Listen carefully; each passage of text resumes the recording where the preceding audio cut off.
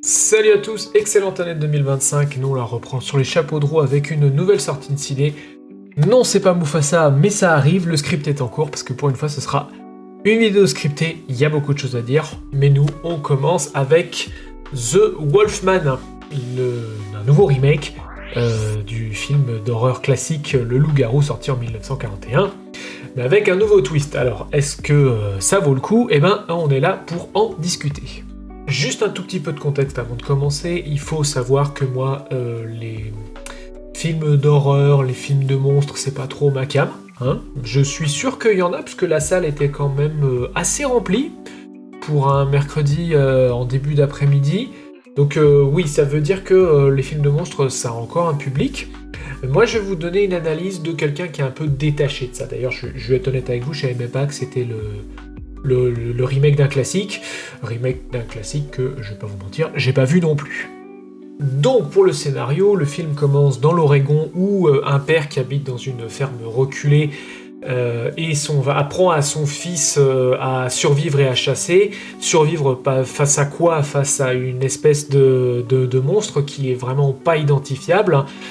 Et le gamin a l'air de pas trop apprécier cette situation, donc il s'en va, il vit sa vie à la ville, et puis 30 ans plus tard, son père étant déclaré décédé, il décide de retourner dans l'Oregon, dans cette ferme, pour récupérer du matériel. Et évidemment, tout se passe mal, et ils se font attaquer par le monstre, et c'est là que commencent tous les ennuis. L'objectif initial pour le héros qui s'appelle Blake et qui est accompagné de sa femme Charlotte et de sa fille Ginger, ça va être bien entendu de survivre pendant que nous on découvre aussi l'identité du monstre ainsi que toutes les ramifications qui vont derrière. Je vais pas faire l'affront de vous dire que mine de rien le monstre ça a pas trop de sens, le scénario c'est un peu tous des cons. Bon c'est un petit peu un attendu du format. Oui, le monstre, désolé, son identité, elle est dévoilée un petit peu dans le titre. Hein, c'est un loup-garou dont le design essaie de se rapprocher un petit peu de quelque chose de photoréaliste. D'un homme qui devient un loup. Quoique, voilà, dans la catégorie ça a pas de sens, oui, forcément, ce monstre qui a pas trop de poils dans l'hiver de l'Oregon, à mon avis, il aura pas survécu les 30 ans. Mais d'un point de vue du mythe, on va dire, le film s'en mêle un petit peu les pinceaux, parce que moi j'étais persuadé que les loups-garous n'apparaissaient qu'à la pleine lune.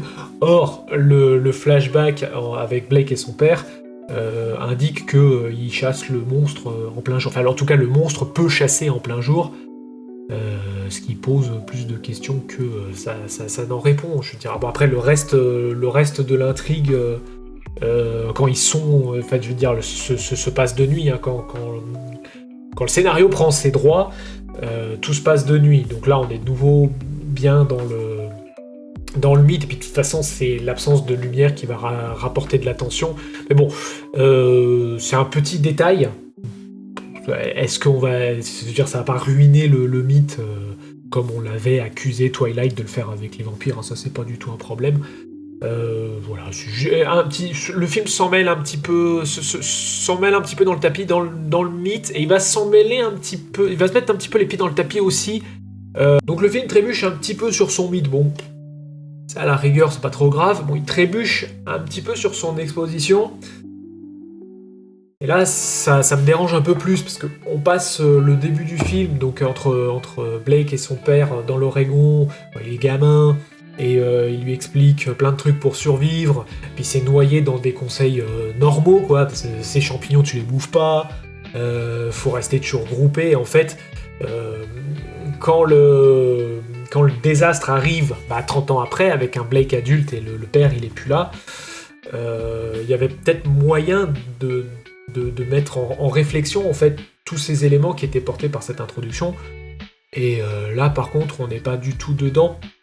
Alors je dis ça, j'essaie de pas spoiler, même si c'est le remake d'un film assez vieux, et qu'on voit très vite où le film essaie de nous emmener.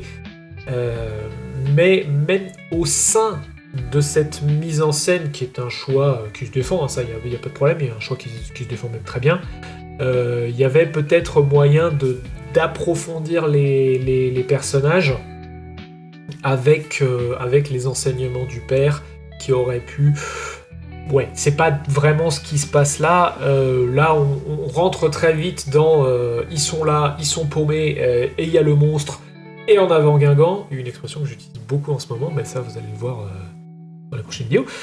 Et en fait, le peu de caractérisation qu'il y a pour les personnages, il disparaît assez vite. Le lien entre Blake et sa fille Ginger revient de temps en temps.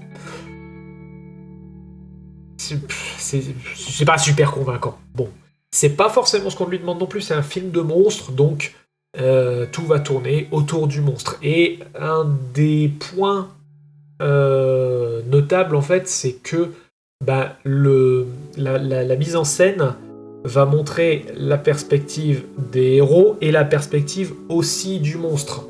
Ce qui est intéressant, pareil, c'est un choix qui se défend, mais, parce qu'il y a toujours un mais, la façon dont c'est amené à un moment, et à un moment assez critique même, pose une question sur est-ce que c'était vraiment réfléchi, parce que bon, étant donné que le monstre, allez, on va le dire, c'est un loup-garou, d'ailleurs je l'ai déjà dit, et que c'est un monstre qui chasse la nuit, donc forcément il a une bien meilleure vision nocturne, ok. Mais je veux dire, la vision nocturne, c'est pas un super pouvoir, quoi. Je veux dire, c'est juste, il a une plus grosse photosensibilité. Donc, à partir d'un moment, on a un plan où, en fait, pour essayer de se dépêtrer de la situation, ils vont pointer, les héros vont pointer une grosse lampe torche directement dans ses yeux, et ça fait rien du tout. Donc on établit que le monstre il est ultra sensible au son, à la lumière, enfin à tous les détails qui feraient de lui un vrai chasseur. Mais une fois quand on essaie de surcharger ses sens, en fait il se passe rien et le monstre est surpuissant. Donc ça j'ai trouvé ça un petit peu dommage que le monstre ait pas vraiment de faiblesse que des personnages. Des personnages qui sont établis comme étant des gens intelligents, je veux dire des gens dotés d'une bonne intelligence qui se sont malgré eux fait ils sont pris au piège un petit peu par le monstre. Mine de rien, en fait, même quand ils ont la bonne idée, même s'ils sont censés la trouver par hasard, en fait ça marche pas. Le reste de la direction artistique, elle suit un petit peu une formule. Ça va être un film de monstres qui chasse dans la nuit, donc forcément, ça va être extrêmement sombre tout l'ensemble. Oui, bon, l'action est quand même très lisible. Toutes les parties POV du monstre, point de vue du monstre, ouais, ça passe. L'ensemble est cohérent, il n'est pas spectaculaire, mais il est cohérent. Là, je parle de la photographie, parce que d'un point de vue musique, il n'y en a quasiment pas. Et ça a pas l'air de jouer trop sur l'attention qui est surtout, on va dire, au début, quand on n'a pas une vision claire du monstre, parce qu'à un moment, le rideau tombe et donc on voit ce que c'est. Mais jusqu'à ce point-là, en fait, il n'y a pas forcément de gros travail sur la musique, ce qui fait que l'ambiance est assez vide, en fait, en termes sonores. Et malheureusement, en tout cas pour moi, ça marche pas bien. Et malheureusement, je pense que je peux pas aller plus loin en fait. Pour vous parler du film, il suit une formule de film de monstres, c'est-à-dire que les personnages vont se retrouver piégés et ils vont se retrouver à combattre ce monstre. Et c'est tout en fait. À partir d'un moment, on est sur de l'action, de l'épouvante, et le film est adéquat. Je veux dire, la photographie tient le coup, les personnages sont pas ultra débiles, les erreurs scénaristiques sont limitées. Ouais, mais il y a vraiment, je veux dire, il fait le job, The Wolfman fait le job. mais sans plus. Du coup, je dirais, si vous êtes un grand fan de films de monstres, déjà vous aurez une meilleure perspective que moi pour le juger, hein, ce film. Mais globalement, moi je recommanderais pas trop en fait. Il y a... Le film est décrit comme étant horreur fantastique, horreur, il y a quelques jumpscares, mais sinon la tension est pas extraordinaire.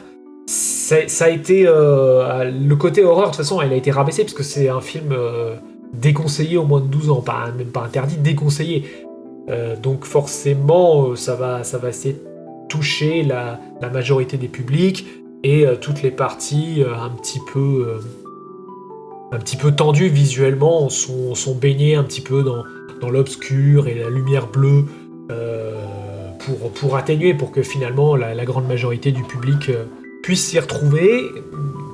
Mais je pense que ça apporte pas une nouvelle perspective sur le mythe, il est juste peut-être un peu plus ancré dans la réalité que Pleine Lune et...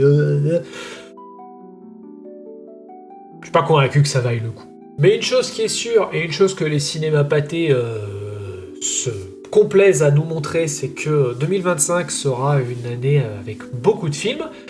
Celui-là, est-ce que je le conseillerais? Non. Après, vous êtes libre d'utiliser votre argent comme vous le souhaitez. Mais du coup, moi, qu'est-ce que ça veut dire? Ça veut dire qu'on se prépare une bonne année à passer au cinéma, et du coup, des films. Je suis sûr qu'il y en aura des pires, j'espère qu'il y en aura des meilleurs, mais je serai là pour en parler. Mais voilà. Sur ce, je vous souhaite, une fois de plus, une excellente année 2025. Et à la semaine prochaine. Ciao!